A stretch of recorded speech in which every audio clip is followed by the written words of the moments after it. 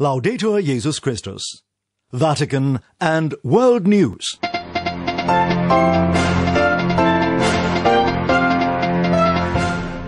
In the headlines this Tuesday, December 29th, the Holy See calls for a just and equitable distribution of COVID-19 vaccines. The Bishop of Owerri in Nigeria is the latest church representative to be abducted by gunmen, and over 1,000 people on the move in Bosnia face prohibitive winter conditions after their camp burnt down. In the Vatican, I'm Francesca Merlo. The Vatican has laid out 20 points that aim to be guidelines for a universal and fair destination of anti-COVID vaccines for a fairer and healthier world. As Linda Bordoni reports, the Vatican COVID-19 Commission and the Pontifical Academy for Life's joint document addresses the issues and priorities arising at the various stages of vaccine journey, from research and development to patents and commercial exploitation, including approval, distribution and administration. The document is a kind of a blueprint that reiterates the critical role of vaccines to defeat the pandemic, not just for individual personal health, but to protect the health of all, while at the same time providing directives and answers to legitimate questions and doubts. World leaders, the Vatican Commission and the Pontifical Academy of Life say in the 20-point paper are the first to bear responsibility in making the vaccine available to all, fairly and equitably, prioritising those most in need. Echoing Pope Francis's recent Urbi et Orbi Christmas message, the paper urges those leaders to resist the temptation to participate in vaccine nationalisms, urging nation-states to cooperate, not compete with each other. The 20 points highlighted by the paper map the work that has been done and that remains to do, and provide guidance regarding delicate issues such as the moral use of the vaccine and how it was developed by researchers, how it is patented and marketed, and how we need to learn and to develop an ethics of risk and solidarity to protect the most vulnerable in society. Cardinal Turkson, head of the Dicastery for Promoting Integral Human Development, who also leads the COVID-19 Commission, said we are grateful to the scientific community for developing the vaccine in record time. It is now up to us to ensure that it is available to all, especially the most vulnerable. It's a matter of justice. This, he said, is the time to show we are one human family. I'm Linda Bordoni. Armed men in Nigeria have kidnapped the auxiliary bishop of the Catholic Archdiocese of Owerri in Imo State in eastern Nigeria. Speaking to Vatican Radio, Archbishop Victor Obina of Owerri notes that the kidnapping is a sign that the church is not insulated from ordinary people's suffering. Well, yes, it's true that the auxiliary bishop of Owerri Archdiocese, His Lordship Most Reverend Moses Chikwe, was kidnapped 2 days ago from a visit to his residence in Owerri, about a mile or two away from the city of Owerri, where he has his residence. Well, kidnapping has, of course, been going on in Nigeria, in different parts of Nigeria. That it has happened to my auxiliary bishop shows that the security situation in Nigeria is very bad. The protection, the security that the people ought to have is not effective, not very effective, and we have periodically raised the alarm about the state of insecurity in which we find ourselves. But this kidnapping of the bishop has raised the alarm in the side of the people at large. So many people are calling in from across Nigeria, from across the world, lamenting this. But I see it as part of the church's mission to be part of the suffering of the people. It shows that the church is not far. We are not insulated from the sufferings of the people. Any of us could be arrested anytime, any place. That's what it means. So we'll take it as part of the testimony of faith that we have to bear to the glory of God and the strengthening of our own faith in God. So a lot of people are praying. They are calling in from different parts of the world, expressing prayerful solidarity and wishing and hoping that the bishop will soon be released. That was Archbishop Victor Obina of Owerri, Imo State in Nigeria. More than 1,000 migrants fleeing war, persecution and poverty are facing a freezing Balkan winter after their camp in Bosnia was closed and burnt down. Adding to the difficulties were reports of a deadly earthquake in Croatia, the country the refugees are trying to reach. Stefan Boss reports. Barefoot in sandals in the Bosnian snow. Some are even worse prepared for the bitter Balkan winter than others here. More than 1,000 desperate refugees from Afghanistan and other nations walk through the snow, searching for warmth. The migrant camp, where they stayed in Lipa in northwestern Bosnia, went up in flames. There were no casualties, but last week's fire exacerbated the crisis. Afghan Ula says they barely survive in freezing temperatures. Here is too much cold. You know, the weather is rainy and the weather is very cold and we can't sleep in here. In here is no anything. For example, no water, no toilet, no shower, no food, without food. We are sleeping here without food. Adding to their misery was a magnitude 6.3 earthquake that hit neighboring Croatia.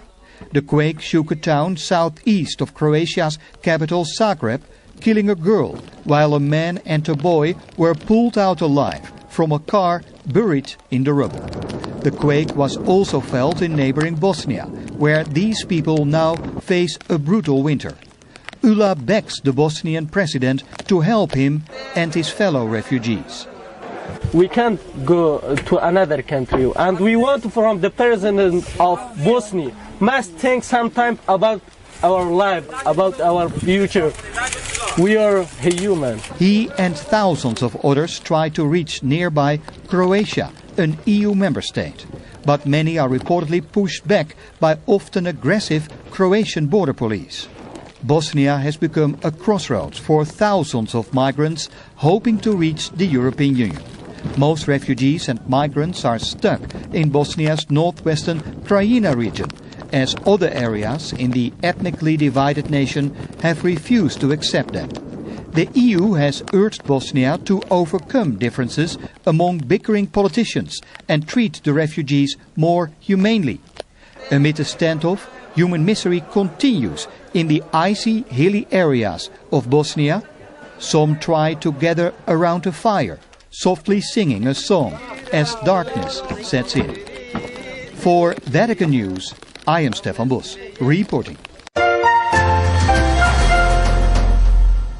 Bangladesh moved a second group of Rohingya Muslim refugees to a low-lying island in the Bay of Bengal on Tuesday, despite opposition from rights groups worried that the new site's vulnerability to storms. The United Nations says it has not been involved in the relocation but urged the government to ensure no refugee is forced to move to Bhasan Char Island, which only emerged from the sea 20 years ago. As human resilience triumphs over the nightmares of 2020, Myanmar leading churchman evokes a new era of economic and environmental justice for his homeland, with peace, health and wealth for all, especially the poor and marginalized. May this new year come as a blessing to all of you. The birth of the new year is also the birth of hope. Let us celebrate hope as one nation, writes Cardinal Charles Bo of Yangon in a message for the new year. Robin Gomes has more on the message. In his New Year message, Cardinal Charles Bo looks back at the year 2000, saying, "The pain and the wounds of the pandemic have threatened human survival and livelihoods. Nevertheless, 2020 has also been a story of human resilience, with scientists having come up with the vaccine with astonishing speed. It has also been a year of compassion, with the people of Myanmar generously sharing their food with those threatened by chronic starvation." The Cardinal, who is president of the Federation of Asian Bishops' Conferences, says that Myanmar is a golden land, not because of its jade and diamonds, but because of the people's hearts are made of gold. They can melt at the sight of tears of fellow human beings. In a country with a fragile health infrastructure, he notes, the efforts of the government and frontline health workers have been able to check the death rate in the country. He feels optimistic that the guns in the war areas have fallen silent. Compassion has become the common religion. This is a golden opportunity, he says, to build a new Myanmar of justice and peace. However, the 72-year-old Cardinal notes that the pandemic has uncovered an underlying visceral injustice where the economically and socially marginalized communities are disproportionately infected and die. However, any disorder or disruption of social order, he says, is not only a challenge but also an opportunity to reset priorities and build back better, reaching out to the vulnerable and bending towards economic and environmental justice. The senseless chronic war and displacement of 7 decades in Myanmar, according to the Cardinal, is the worst pandemic. In a country of enormous resources, people are driven into poverty with modern forms of slavery and millions of young people forced into unsafe migration. For the people of Myanmar, this is a lifetime opportunity to banish what he calls these pandemics from their wounded history. I am Robin Gomes. US bishops have commended the recent approval of the new bipartisan COVID-19 relief package signed into law by President Trump on Monday, thanking Congress members for their efforts to pass the urgently needed legislation before the end of the year. Previous aid measures introduced in March by the CARES Act are due to expire on the 31st of December. And finally, every Advent season, Christian leaders and faith-based organizations around the world send Christmas greetings to Vatican Radio listeners. In this unprecedented year, crippled by a global pandemic, our contributors are highlighting not just the importance of this holiday season, but also how lasting peace and goodwill can be fostered in today's world. Today's message comes to us from Reverend Chris Ferguson, General Secretary of the World Communion of Reformed Churches. In the name of our president, the Reverend Nazra Kassab, and our entire family, we greet you warmly as brothers and sisters, siblings in God's one family with all people called to join with all in common witness following the God of life.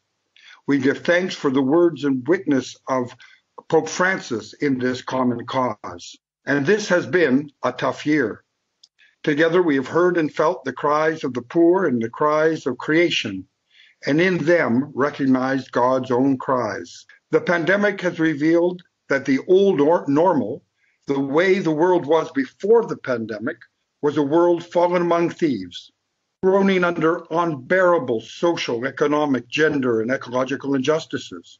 Together we are called away from that old normal towards the world of justice, peace, reconciliation, and love that is the core of the gospel of Jesus Christ and of God's dream and vision for all. Together we join with the Spirit, calling us to rise up with all those who seek to defend and protect God's good gift of life.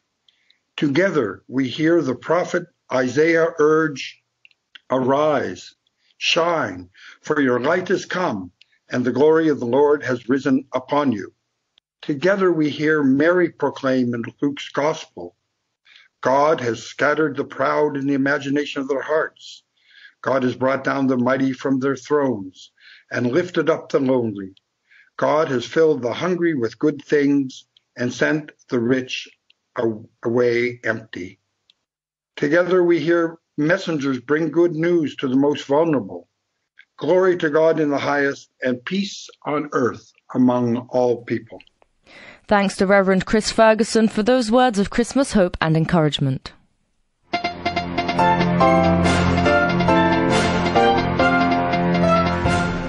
And that brings us to the end of this edition of Vatican on World News. For more on these and other stories, and to hear this broadcast as a podcast, please be sure to visit our web portal at www.vaticannews.va.